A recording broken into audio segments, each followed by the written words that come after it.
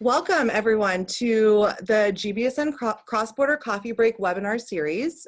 Today we are doing a webinar on the economic and business impacts of artificial intelligence, reality not hype. So I'm Nicole Zephyrin and I'm the Communications Officer at the Global Business School Network. I facilitate all of the Cross-Border Coffee Break webinar series. And today we have with us a returning webinar presenter, Professor Wim Naudé, who is the Professor in Business and Entrepreneurship at Maastricht University. And he's also the Visiting Professor in Technology, Innovation and Marketing at RWTH Aachen University. Welcome, Professor Naudé. Thank you very much. Good morning. So just really quickly before we get started, all of you as participants are muted on this webinar, so you won't be able to speak or raise your hand, but you can submit questions throughout the presentation without disrupting Professor Naudé. To do this, simply go to your black toolbar and click on the Q&A button. This little box will pop up and you can input your question here. You can send it anonymously if you'd like, or send it with your name and click send. All questions will be put into a queue in which we will access at the end of the webinar. We'll do a Q&A portion where Professor Naudé will try to answer as many questions as he can live. Any questions that are not answered on the webinar, I will submit to him in a Word document and we will have a Q&A report produced. And all of you will receive the PowerPoint presentation, the webinar recording, and the Q&A report following the webinar. Okay, I'm going to hand it over to Professor Naudé, who will begin his presentation. Thank you very much for the introduction, Nicole, and good day. Welcome to everybody. Thank you for joining this webinar on the topic of artificial intelligence this morning. Well, as it is a cross-border coffee break, I hope that you all have your cups of coffee ready. I certainly have my coffee ready to make sure that I have necessary energy for the store. So without further ado, what I'm going to talk about I'll first sketch an introduction to artificial intelligence and the current artificial intelligence boom. Then my talk will take four chapters, 4 parts. In the first part, I will talk about the hyperbole and the hysteria that we currently see characterizing the bigger discussion and debate on artificial intelligence. I'm specifically going to identify what I call 4 types of effects that underlies the hyperbole and hysteria. What I call the Google effect, the Singularity effect, the Elon Musk effect, and the robot effect. Then in part 2, I will talk about the immediate impacts of artificial intelligence in terms of economics and on business. And here it is specifically the issue of unemployment and job creation, the future of jobs, which is very often framed as a race against robots. And I'm going to, to anticipate what I'm going to say to you, I'm going to give you the good news is that the robots will lose against very slow humans, at least so far. Then in part 3 of the talk, I will focus on the existential and imaginary impacts, the more longer term impacts of artificial intelligence. And here I will make caution rather that we should be afraid of human stupidity rather than artificial intelligence. And then finally, I will share and summarize the takeaways from this webinar and actually warn that hyperbole and hysteria, especially if it is based on misinformation about what artificial intelligence is and how it is impacting, can actually lead to 2 undesirable effects. One, overregulation of artificial intelligence, and secondly, that there's a loss of trust in artificial intelligence. And that can stifle innovation right at the time when the world and business actually need more innovation, not less. So that's ending up on a little bit of a warning. So let's start with the, as part of an introduction. Go to the next slide. Yeah. So just to start out with, to clarify issues. Question is, what do I refer to when I mean artificial intelligence? Well, this is of course a debate in itself. As Max Tegmark pointed out, there is not even agreement on what intelligence is, even among intelligent intelligence researchers. So the question of intelligence is something that is also from a philosophical and deep point, something that there is not complete clarity about. Now, when we talk about artificial intelligence in the sense of computer science, it has a long history going back to the concept of machine intelligence. So even in the 19th century, scientists have been thinking about intelligent machines. And the question of machines that act intelligently is normally seen as when machines can make decisions in very uncertain or complex circumstances. Now, in the current situation, artificial intelligence is basically using what is known as machine learning, and I'll come back to that in a slide or two. And this is a very specific kind of intelligence. It's an intelligence that's based on a lot of data. And machine learning, the learning part refers to algorithms that can actually learn. The more data they have, the more they can make, say, accurate predictions. Not really, as the definition says, right decisions, but actually they can make better predictions of what the outcome of a specific domain will be, whether it is identifying cats or whether it's identifying the next move to be made in a chess game. So it has to be said that it's very narrow. It's very domain-specific type of intelligence. You don't have yet any general type of artificial intelligence, right? So a super intelligence comparable to a human intelligence that can be intelligent outside of a specific domain in which it had been trained using data, that is not something that we yet have on the table, right? So with artificial intelligence, in the rest of my talk, unless I specify it in greater detail, I will mean narrow artificial intelligence, domain-specific artificial intelligence that's based on machine learning and deep learning, statistical and computer science techniques.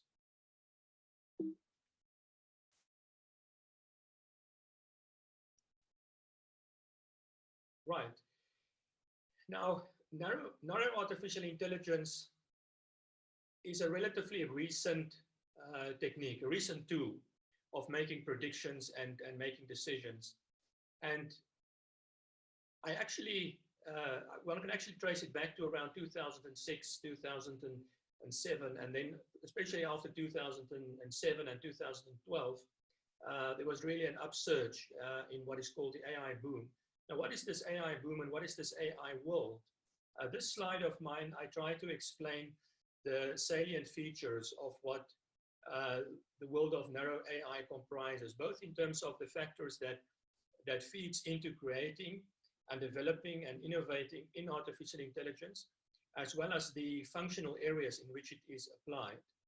So I think the first thing is to start off is to see the top line, that what we have seen in the last decade or so is we have seen a huge increase in computing power. So the number of calculations that a common computer chip can do is already at least 10 million times faster than our brains can calculate, right? And the computing power has been increasing following Moore's law. That's to say the amount of information within a computer chip, the number of circuits on a computer chip has been doubling roughly every 18 months. At the same time, the cost has fallen dramatically. So it was much more expensive a decade ago to use data, but that's come down much more significantly. Cloud computing and the Internet of Things have also been developed, become ubiquitous. We talk about ubiquitous computing. There's about 8 billion things and more being connected. So this gathers data all the time. That we are leaving a data footprint almost every second that we are connected. And this has generated big data. So there was about 2.5 quintillion, 2.5 billion bytes of data, or 10 to the power 18, created every day in 2018. So accelerated as well since then. So then the combination of this big data with improvements in machine learning techniques. So these are algorithms that can learn from data. And in 2006, Jeff Hinton and colleagues published a number of papers that were really breakthroughs in machine learning. And so once the data is there, once the machine learning algorithms, tools are there, that led to the development of this narrow AI. And now this narrow AI has basically 4 functional areas. So we have to note here that artificial intelligence is not a general purpose technology. It's not everywhere. We see it actually, if you look at the innovation in AI and where it is being applied, the four main areas are actually very narrow. It's mainly computer vision. And a lot of the computer vision innovation is being done by the automotive industry. So if we talk about autonomous vehicles, these things have been very much in the news. We've read about you know, the self-driving cars that are being tested that have made so much progress. You know, and a lot of this depends on computer vision. Your algorithm, your AI has to be able to identify what's going on the road, and it has to make predictions. You know, predictions whether the person next to the street will walk in front of the car, or prediction whether the driver in front is posing a threat or not. So this has been a major part of the AI research agenda. A second area also very big has been on language processing, and related to that, speech recognition. So for instance, you know, Google Translate, if you want to translate sentences from you know, between different languages, that's been part of the language processing algorithms. The same for if you talk to Siri or you talk to Alexa, it has to recognize what you are saying and translate that into activities. A lot of the AI research has been in these areas. And then there's also business intelligence. So this refers to optimization, using data to predict when is the best time to ship goods. It's also for making recommendations to your to potential customers on products that they want to do. So online marketing, etc. It's all improving productivity of business processes. So these are the four main areas. There are some small areas around that where you also find you know, some work being done on AI, but these are really the four main areas. So it's not really that huge. If you also look at the patenting, look at statistics, for instance, from the World Intellectual Property Organization, you will see that you know, the bulk, about 90% of AI patents are in computer vision, language processing, and speech and recognition. That's where it's been seen as being valuable. And I can also add that, you know, most of the companies doing research on these areas are really located in 3 regions: in the United States, in Europe, and in China. So it's not that all countries in the world are now suddenly partaking in innovation and working on artificial intelligence. No, the artificial intelligence is really dominated by a number of firms. In these 3 regions, there's about 20 firms that are really doing the bulk. So if you think about Google, Amazon, Facebook, these companies are really spending huge amounts of money in terms of research on artificial intelligence, by far the bulk. Now, the applications of computer vision, language processing, I've mentioned already, automobiles, self-driving cars, etc., and voice-activated assistants. But we also see that in medical diagnostics. And so, again, computer vision can be better than human vision at, for instance, spotting, you know, whether it's a cancerous growth on your skin, or, you know, whether there is something amiss on a small genetic level when you use diagnostic imaging in the medical field. But it's also used for surveillance and security. There's a big debate, for instance, about the use of surveillance equipment in China. And in fact, some of the indication seems to be that a lot of the investment in China is in fact on computer vision for purposes of surveillance purposes, which has also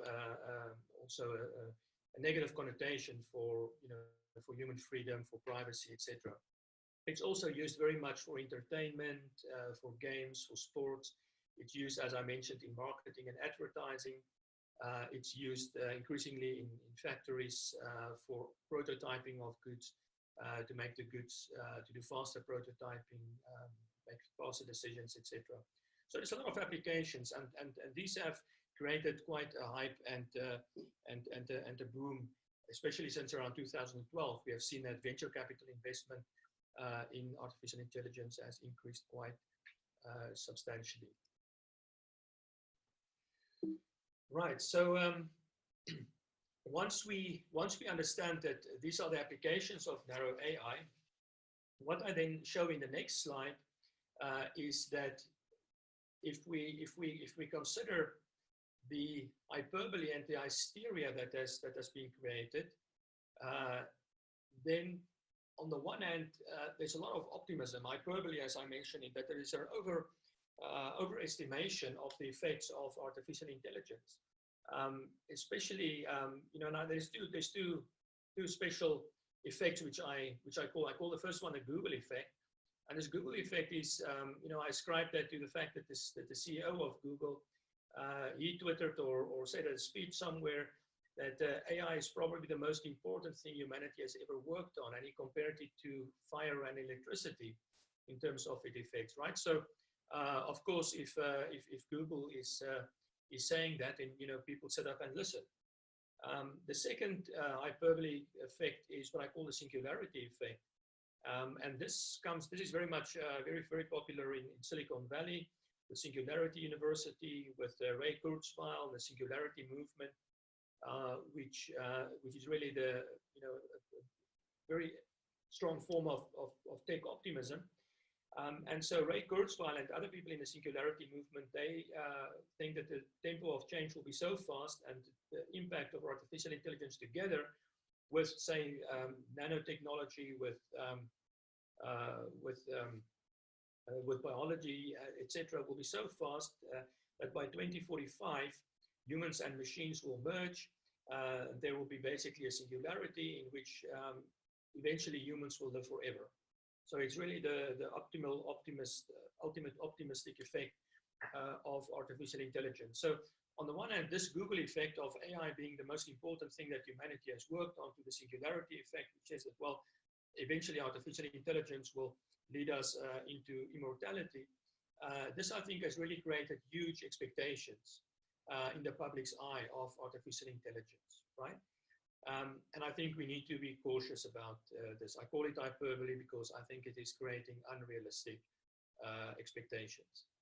But on the other hand, apart from the positive effect of the hyperbole, there has also been the hysteria, the fear of artificial intelligence. So the first effect there is what I call the robot effect. And I call it the robot effect after a book that Martin Ford wrote, I think in 2016, with the title Rise of the Robots. And there's been similar other publications which have invoked the threat of robots taking over human jobs.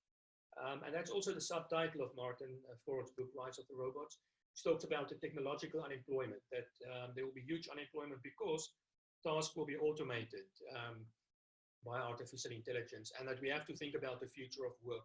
Almost all of the global development organizations, from the United Nations organizations, World Bank, ILO, they've all held conferences and published books about the future of work. We all need to reskill, because there will be hardly any jobs left over for humans. So that's the robot effect. Also created a bit of an hysteria that we'll be facing this mass unemployment. Then there is what I call the Elon Musk effect. So Elon Musk tweeted at some stage that competition for artificial intelligence superiority at a national level will most likely cause World War III. So this refers to the fact that people are really afraid that artificial intelligence will enslave humans, or that it will cause some kind of third world war, that there will be autonomous lethal weapons that will take over the world, that will basically an Armageddon.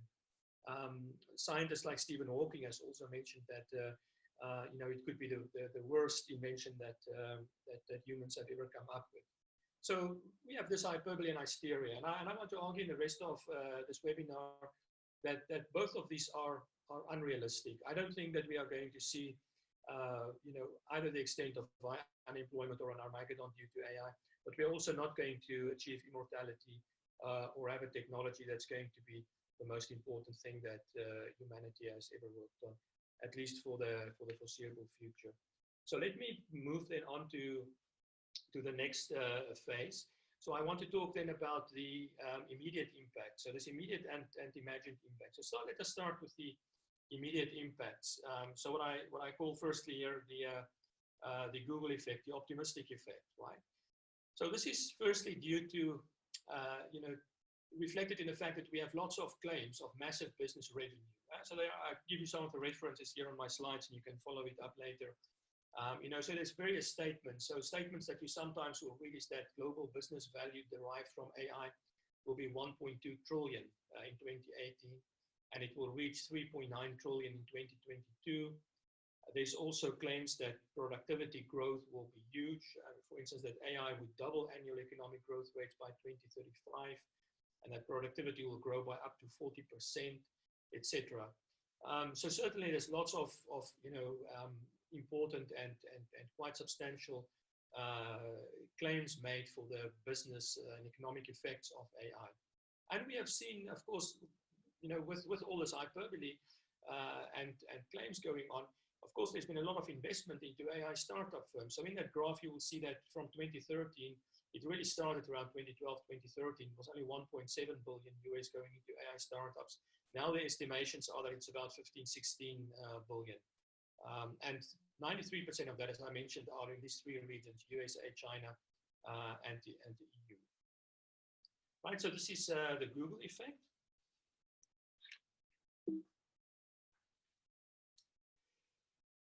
Now, how can we evaluate that? So in the next two slides, I will show you that this optimism may not be so warranted at all. So the first question that we have to ask: if all these effects that have been promised, optimistic effects, are actually accurate, where is the productivity growth and economic growth so far? On the left-hand side, you will see a graph of labor productivity growth measured as real output per hour worked in a number of advanced economies, including United States, United Kingdom, Germany. And what you can see there is that the graph has been really declining. You see a slight growth increase in around 1990s, end of the 1990s. Many people say this was due to the ICT revolution of the 1980s, but since then we've had this continued downward movement in productivity growth. You can even see that in the central graph, showing GDP productivity, for instance, in the US, over a long period of time from 70 to 90. You can see from that time onwards, the actual golden time of growth, and in terms of productivity, was around just after the Second World War. And since then, the trend line has been downward. So productivity growth has been declining. And this has been despite all the ICT revolution and the AI revolution. This is also known as the productivity paradox. Now, economists have come up with 4 reasons to explain this productivity paradox. The first explanation there is that the AI revolution actually does not have so much impact. That, yeah, we have all these nice things that AI is delivering to us, but really it's not that impactful, it's not that major. There's a lot of economists that are arguing that innovation actually gets more difficult. So the more knowledge you already have, the more difficult it becomes to add really more meaningful knowledge to increase productivity. So they will often refer to, entropy, second law of thermodynamics, that you really need to run faster just to stay in the same place. The second argument is of implementation lags. So there's a lot of economists that argue and say, well, yes, of course we have AI. We don't see it yet in productivity or in economic growth, but still it will come. Just wait a while. It takes some time for technology to diffuse throughout the economy. So these are I think, arguments that do have merit. I certainly think that the diffusion of AI is much less and slower than I think many people think or many businesses assume.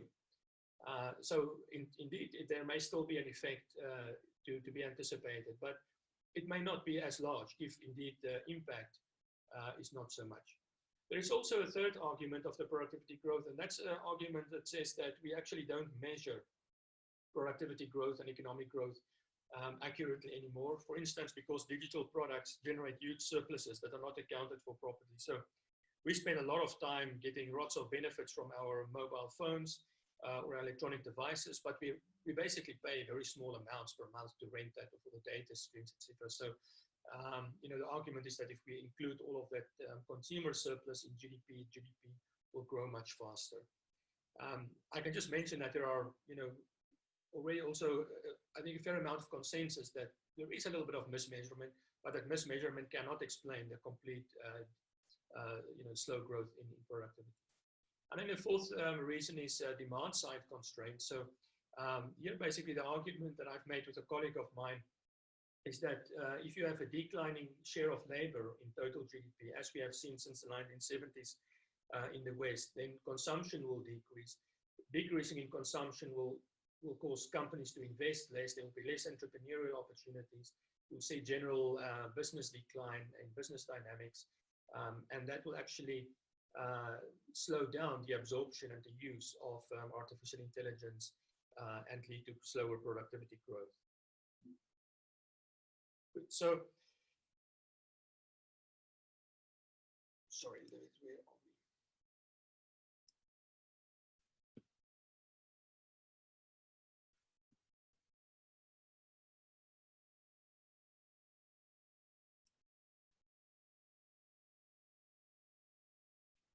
Okay.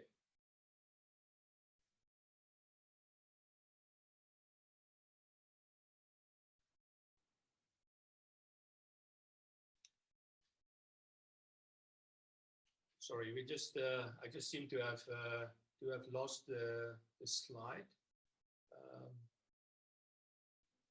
Let me just make sure that that the presentation is on. Yeah, thank you very much, Nicole, for helping me there. Sorry. Okay, so let me get back on track. The previous slide I talked about the economic impact in terms of productivity and try to explain why, despite the AI and ICT revolutions, we don't see yet growth in productivity and AI. And growth, economic growth. The second question is, where is the business impact? If we have all these kind of like, Google optimism about the business benefits of AI, well, the thing is we see actually declining business dynamism. We see that also in high tech. If you look at the graph on the right-hand side there, it shows you the declining firm births and death rates in the United States. And what you can see there is that business dynamism has been decreasing since the 1980s. And in fact, since around 2008, the death rate and the exit rate then of firms have actually exceeded the entry rate of new firms. And although this comes from the US, there is now also confirmation that the same trends apply in many OECD countries, including countries like Belgium and Germany.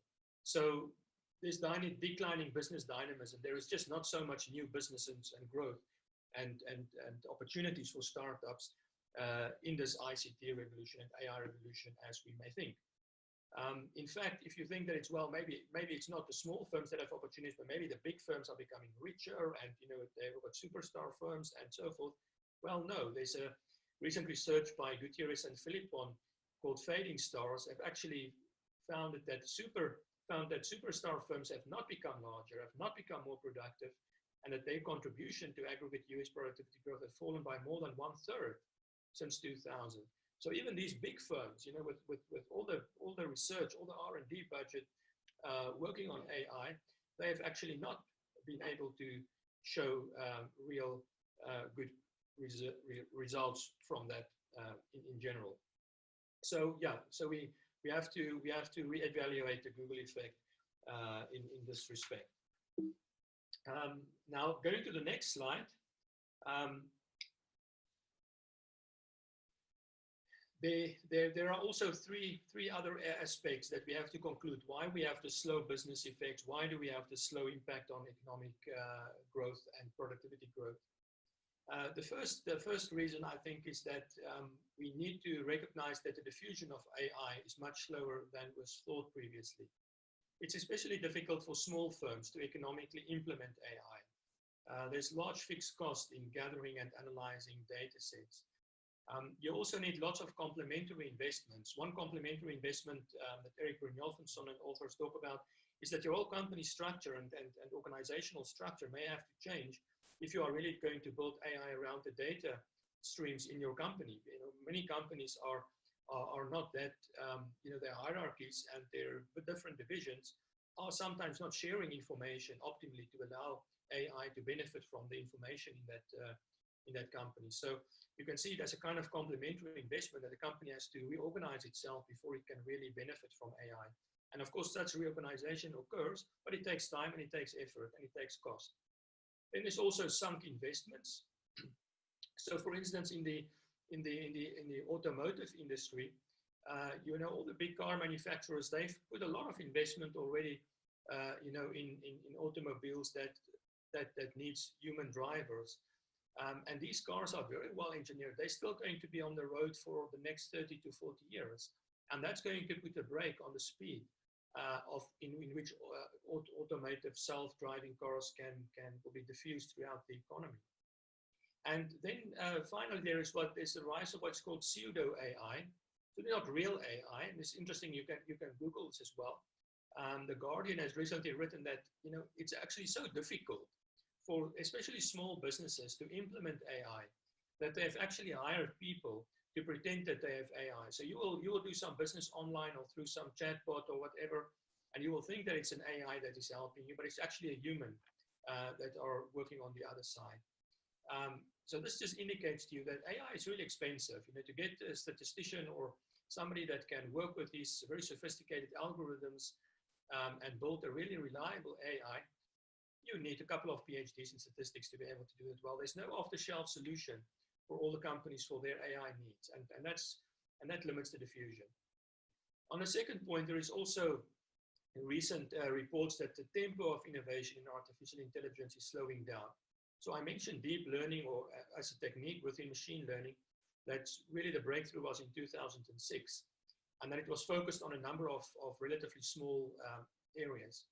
Now, machine learning and deep learning it's been said that some of the largest lowest hanging fruit have already been plucked. That also machine learning is facing a reproducibility crisis. That a lot of the predictions and research and the answers that comes from that cannot be easily reproduced. There's also a discussion about, can we explain the results that comes from machine learning? And if we have to start explaining the results, that's going to also slow down the acceptance of AI. And there's also a lot of speculation that the end of Moore's law is in sight, that eventually physics will kick in and it will not be possible to put more circuits on a computer chip, and that power increases in computing power to drive AI. That will also slow down. So, maybe the biggest part of the innovation in AI may be behind us already. Finally, it's been argued that AI has been more of what they call destruction than creation. Yeah? So it characterizes innovation in complementary products and services rather than novel things. Tyler Cowen has said that most of these new technologies like AI generate only marginal improvements in well-being. So what is meant by that is that, if you look mostly at startup companies, what they want to do is they take an existing product or service and they want to use AI to make it a little bit more effective or efficient or something nice, but it's not really changing, the way we do business or the way we organize our lives. So, you find, for instance, that there are AIs for making better beer.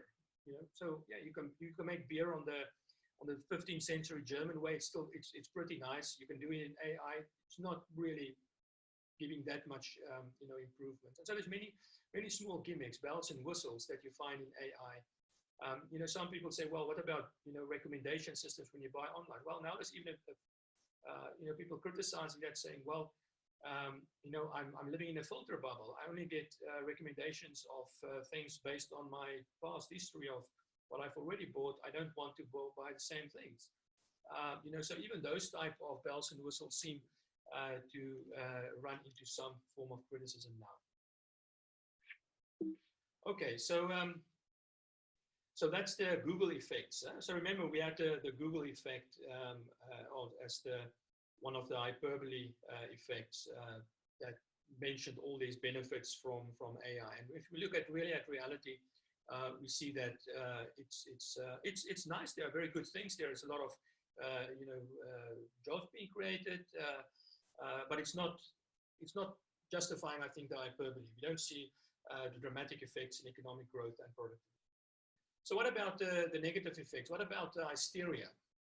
So if we look at over the short term, the robot effect, here you've seen many dramatic predictions. So one of the headlines that I share here on the slide is of CB Insights, which a year or so ago had this headline saying, AI will put 10 million jobs at risk, more than were eliminated by the Great Recession. So very dramatic, right? And of course, in 2013, there was a paper that was very widely cited by Frey and Osborne, which predicted that 47% of USA jobs will be automated in 10 to 20 years. That study was replicated for the EU, finding 54% could be eliminated. The World Bank and also Frey and colleagues did this for developing countries, coming up with a number of 66%. There's also some numbers of, robotics. So what's the relationship between robotics and unemployment? And so there's also figures of how many workers will be displaced by robots. And if you want to check your own job, there's a website on my slide. You can go to that website and you can type in your job and you will get a prediction of the likelihood that your job will be automated in the near future. So a lot of scary predictions. Now, if we sit down seriously and we evaluate, how serious should we take these predictions of job losses? The first problem that we will find is that the methods that are being used to calculate these job losses are very sensitive to assumptions, right? So Arends and colleagues, they've recalculated the Frey and Osborne predictions using just slightly different assumptions, and then the predicted rate of automation falls from the original estimate of 47% for the United States falls to 9%, and even that has been said, well, that may be an overestimation. So huge impact of just the assumptions. The second argument that has been made is that automation and AI affects the task rather than a job. So your job consists of various tasks, right? And within those different tasks, some of the tasks will be done by computer automation together with your own human labor, and that will not necessarily lead to jobs disappearing. And in fact, if you look at job churning rates in the United States levels, you will see that it's at historical low levels. And this is inconsistent. If we had AI destroying jobs, then the job turning in the United States would increase, not decrease, as we have seen. The third argument is that, in fact, it seems that there's at least a theoretical argument that artificial intelligence, the way that automation works, will lead to creation of new jobs in net, because and there's a nice paper by author and Solomons, which shows that there are three effects. They call one an Uber effect, the second a Walmart effect, and three a Costco effect, which means that even if there are jobs that are directly lost because of automation, then as a result of more productivity, greater demand elsewhere in the economy, there will be a demand for jobs elsewhere. And that extra demand, or that demand for jobs, can constitute an extra demand for labor. So there can even be growth in net effect of jobs as a result of the efficiencies of robotics. And there is one recent, actually two recent reports using European data, which showed that automation created 1.5 million net new jobs between 1999 and 2010 in Europe. So these authors found that, yes, robots and automation did destroy jobs. About 2 million jobs were lost as a result of that, but that it created 3.5 million jobs. So in net, 1.5 million net new jobs were created. And the same was relatively found for robots, showing that, for every 1.66 low-skilled job that was lost because of robotics, 3.42 new highly skilled jobs were created in Germany. So, based on these type of explanations, it seems a bit, I think premature to predict that there will be an increase in technological unemployment. But in fact, even perhaps more convincing is if you think about 2013, when these first predictions were made of 47% of jobs being lost in 10 to 20 years in the United States due to automation. If you actually think about 2030 to 2090, in countries like the United States and in many European countries, unemployment rates have actually continued to fall. Unemployment in the US and the UK is at historically low rates. I think in the UK, unemployment rate is the lowest it's been since the 1970s. So there is actually a shortage of skilled labor, especially in many European countries. The economy has been creating lots of new jobs. So actually, precisely the opposite has happened than one would have predicted, from the AI story. So with the AI, one should have thought, well, productivity will be sky high because of all this fantastic technology making, the workers that use them very productive. And there would be a lot of jobs that was going to be automated and being lost. And in fact, we have seen precisely the opposite. We have seen unemployment rates decline, more jobs, and we have seen productivity decline, not higher productivity. So precisely the opposite has happened in the last 5 to 6 years than one would have predicted if artificial intelligence had caused this kind of like robocalypse. Right, so this is the intermediate impact. So now I want to go in the next slide to the longer term or imaginary impacts. And here I frame it as the fallacy of the giant cheesecake. This is what Eliezer Yudkowsky wrote in 2006. So he said that, you know, if you're baking a cheesecake, how large the cheesecake you can bake depends on your intelligence. And a super intelligence could, of course, then build enormous cheesecakes. And then given the fact that we just have this wonderful increase in AI and computing power, then we should expect a future full of giant cheesecakes. So what he was saying through this is that, you know, we should not necessarily think that if there is a real super intelligence, that if the current research in artificial intelligence, which is a narrow intelligence, maybe sometime in the future it leads to an artificial general intelligence, which is a super intelligence, which is more intelligent than humans. Will this type of intelligence do what human beings want? We may want to have giant cheesecakes. It would be wonderful to live in a world where we have all these cheesecakes, but who is to say that the super intelligence will do what humans want it to do?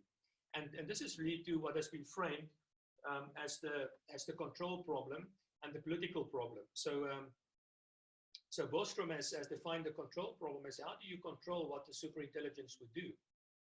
And the political problem is how to make sure that AI is used in a way that will promote the common good. How can you prevent that you know, a self-interested group monopolizes a super intelligence for itself? You know, and how can you limit the damages from, you know, what is called Moore's law of mad science, stating that every 18 months the minimum IQ required to destroy the world decreases by 1 point. So we have the control and the political problem, which is also sometimes described as the alignment problem. How can we align a super intelligence with what human beings would like to do?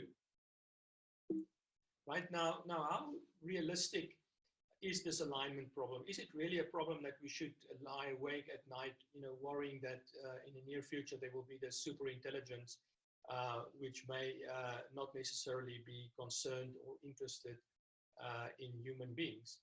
Now, there's an argument that says, no, we don't have to worry about it. And that's basically what Ray Kurzweil is saying. He says, no, we don't have to worry about the super intelligence because we will become one with that intelligence. So, you know, it's like the argument, if you don't fight them, join them. The second argument is no, it's not a real problem because, you know, the rate of progress and innovation is so slow, you know, coming from where we are now with AI to eventually a super intelligence.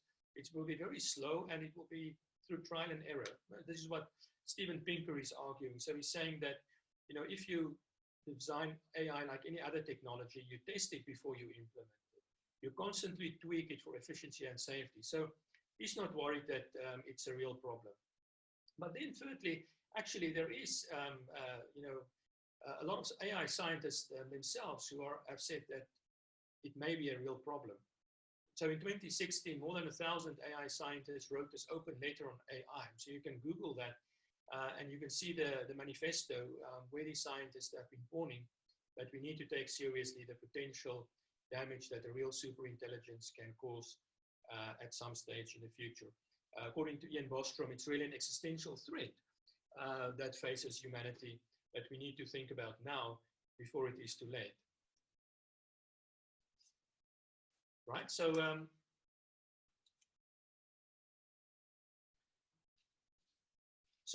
that's one reason. But there is also, you know, a third reason why the alignment problem may not be a real problem.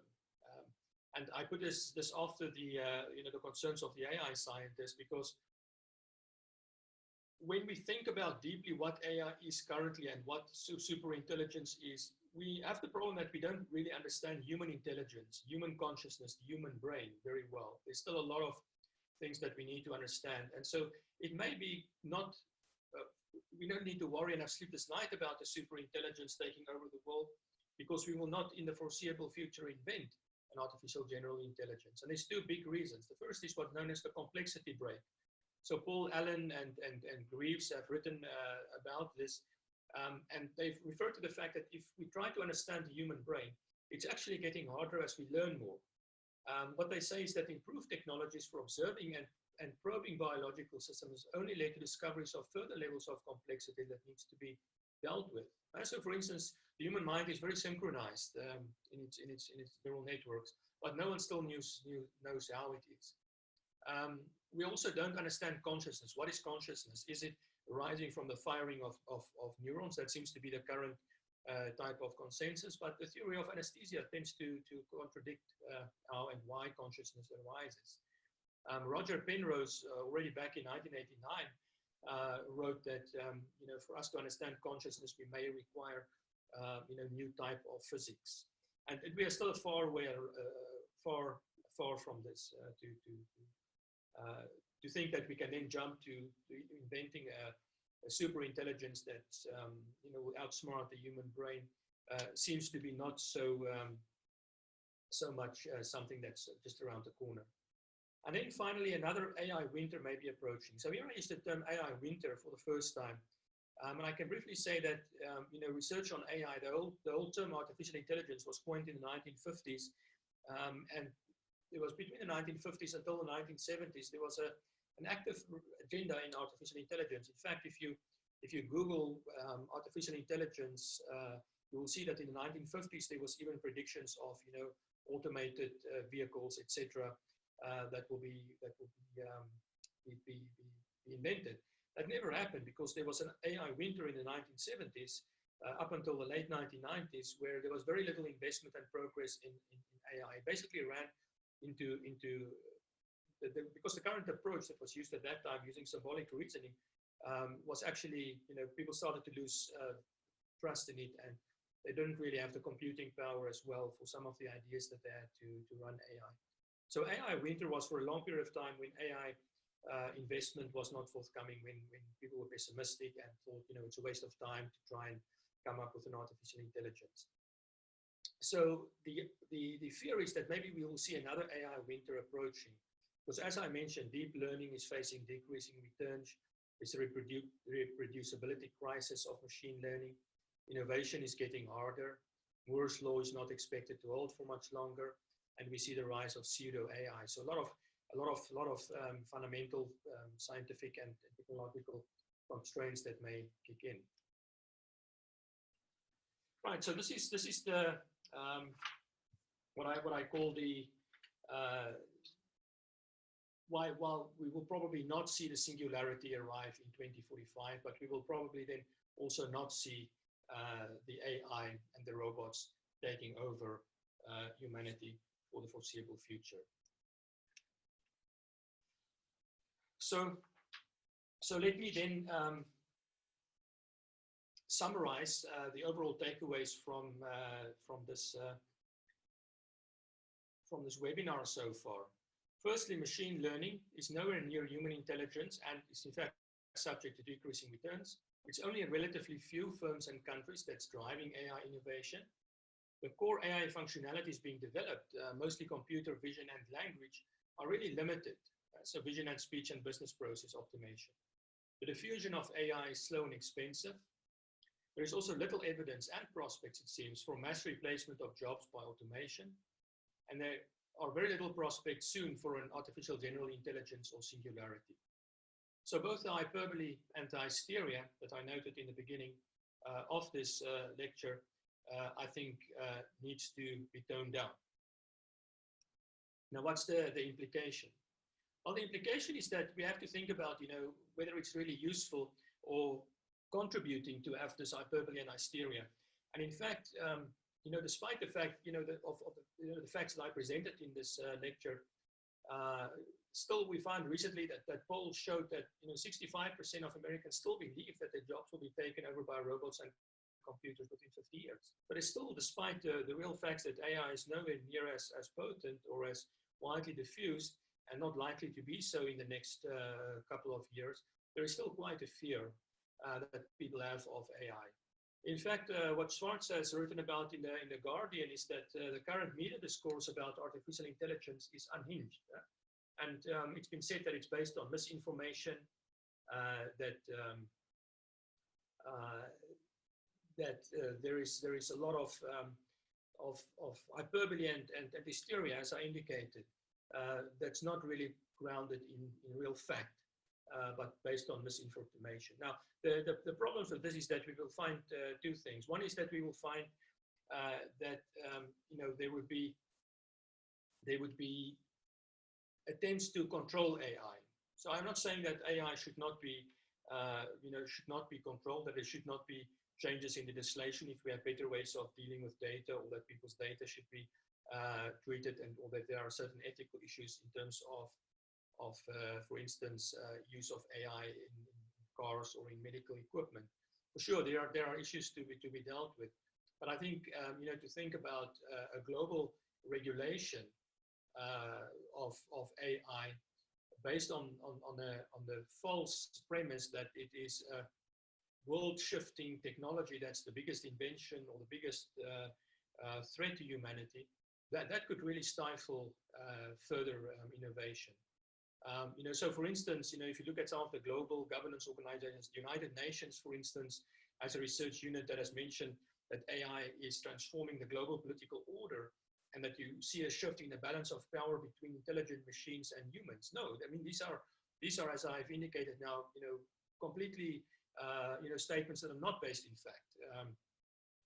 And it creates concern if people see United Nations institutions and other global governance organizations jumping on the bandwagon saying, look, artificial intelligence is a big threat that we need to regulate and stifle. This could actually be counterproductive for real technological innovation. Think about it. If during the 19th century, people had proposed that we try to globally regulate electricity, because in fact there was a similar type of hysteria in the 19th century about electricity. You can go and read some of the interesting work that historians have come up with. People had really feared that electricity will be very bad for humanity, would lead to exploitation, to inequality, etc.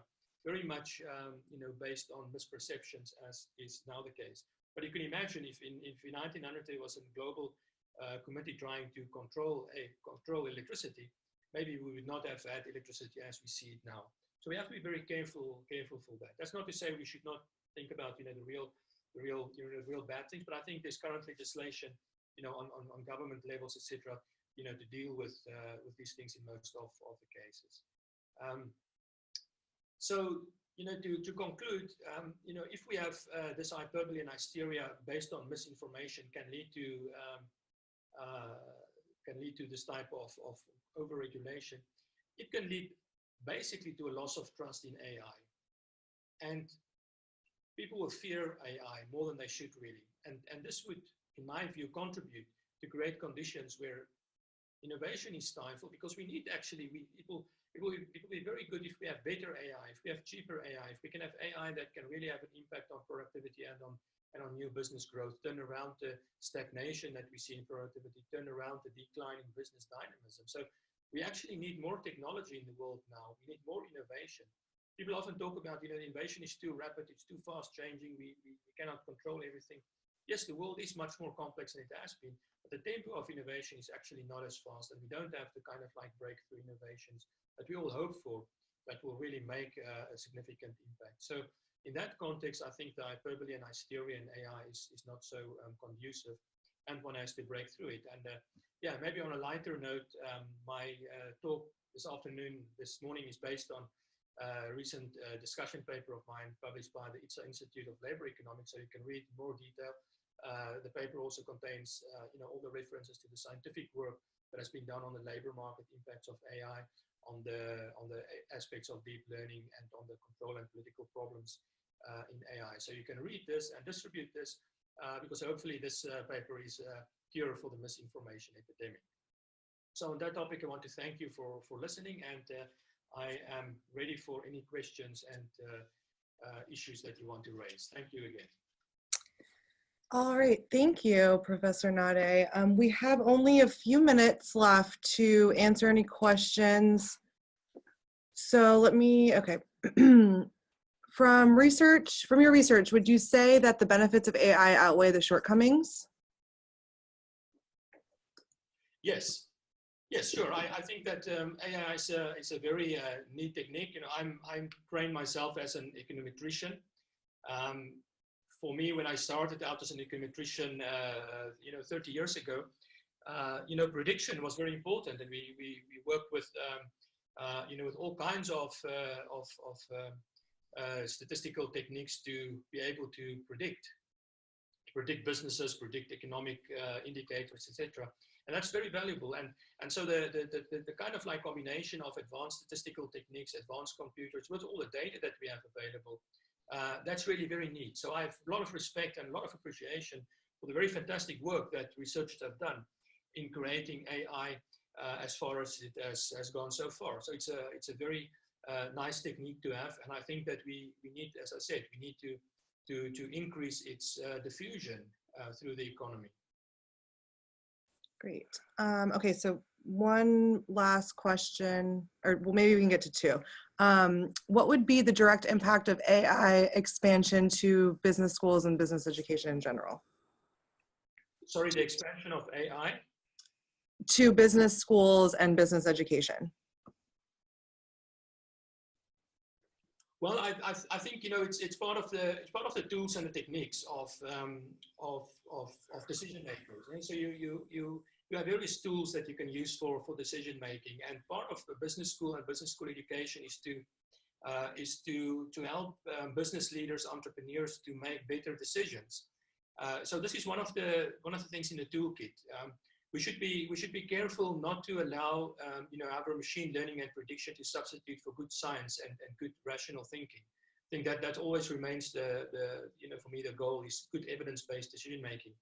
And of course, artificial intelligence is one of those techniques that can help with business product prediction, etc. It can also create new types of products. It can help with the improvement of products. So for instance, in certain branches like in manufacturing, if you can help with AI to create a digital twin and create a digital environment in which you can test your products or your factory design before the time, the AI can do very nice things. I also think that with AI you can also start doing nice things with innovation and predictive innovation. You cannot completely take humans out of it, but it has shown to be very good at shifting through huge amounts of data to find patterns in it, which can be useful for innovation, right? So there are AI algorithms that, for instance, are already being used for patenting to find out, some combinations that can be patented in information that's available. So these are all things that businesses should know about. I mean, the thing is that, like with all kinds of technology, whether it was electricity in the 19th century or whether it was the power looms in the 18th century, technology and also the way in which we drive technology is an important task of business and of business leadership, and thus, global business schools should really take care to understand it probably much better, but also not to avoid, to make sure that the discussion is fact-based. We should not climb on a bandwagon. We should really scrutinize the technology and find out where are the weaknesses, where are the strengths, and what should be done. We have time for one last question, and like I said, I will submit any unanswered questions to Professor Naudé, and you'll receive the answers following the webinar. Okay, is there science that looks at all human cognitive capability and sheds light into the potential of AI beyond the 4 application areas you mentioned? Yes, there is fantastic research in cognitive neuroscience, in brain science. There is also more researchers that are asking deep questions about the nature of consciousness. I think this is really important research. I'm sometimes afraid that people may think that if you fund or that you're investing in research in artificial intelligence, it only has to be in machine learning or deep learning type of techniques, and that this will crowd out more investment for more fundamental research on the human brain. So this is a slight fear, but no, there are really, in terms of cognitive neuroscience, a lot of great research going on. It's of course a fantastically complex area, because the human brain is the most complex thing that we know in the universe. if we are clever enough to understand the brain, maybe the brain is not so clever. So we are in this kind of like conundrum.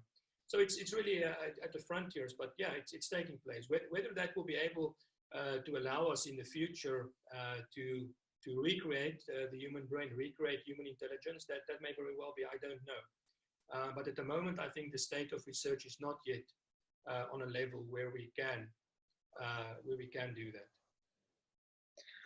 Great. And sorry that we can't get to everyone's questions.